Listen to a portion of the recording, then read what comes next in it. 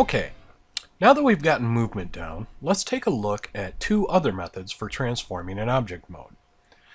Now, you may have guessed, both of our methods will have much in common with our translate operation. Let's take a look at our first one, rotation. Our selected cube currently has the translate widget highlighted by default. We can, however, select the rotate widget at the bottom of our viewport, located right next to the button for our translate widget.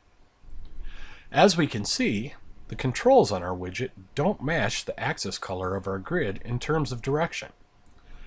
The green Y widget seems to rotate towards us, while the Y line on our grid is placed left to right. The way to think about it is as if the line on our grid is a pole going through our object. When we use the widget, like so, we rotate the object around that pole. That's why the widget is perpendicular to the axis. Now, we can also access our rotate function through hotkeys.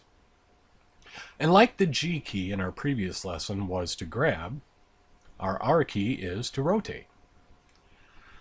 And again, simply hitting R will rotate perpendicular to our current view. That can be kind of messy. By adding X, Y, or Z after, in this case Z, we can lock the rotation to a specific axis. And of course, just like our translate function, we have a rotate button in our tools shelf, as well as a rotation transform directly below our location transform. Once again though, I would really like for you guys to avoid using the buttons in the tools shelf and get used to using either the hotkeys or the location transform in your right panel.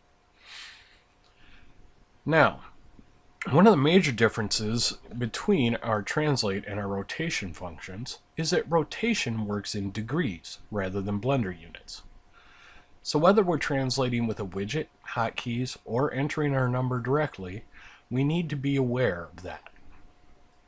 These degrees also affect our secondary hotkeys, the control and shift keys, as well as using our arrow keys. Let's take a look at that. Now, in the case of rotation, our control key snaps our rotation in 5-degree increments. If you'll remember, with our translate, the control key moved everything 1 blender unit, but we're working in degrees. So, in this case, it's 5-degree increments. 5 degrees isn't much, so it can be difficult to see on this recording. Play around with it a little.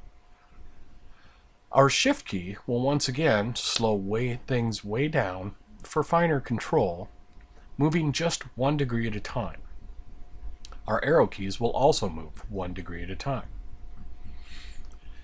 Alright, we've looked at moving in our previous video, we've looked at rotating in this video, and we've got one left, scaling. Let's take a look at that. As before, we can bring up a scale widget by choosing it from the bottom of the panel.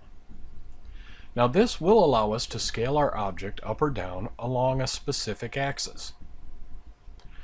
But what if we want to scale things uniformly on all axes? Again, we have access to what we need through a hotkey. And again, as you may have guessed, that hotkey is S. Using only S, our object will scale uniformly. We can also scale along an axis just like our widget does by using the appropriate hotkey for the desired axis, either X, Y, or Z.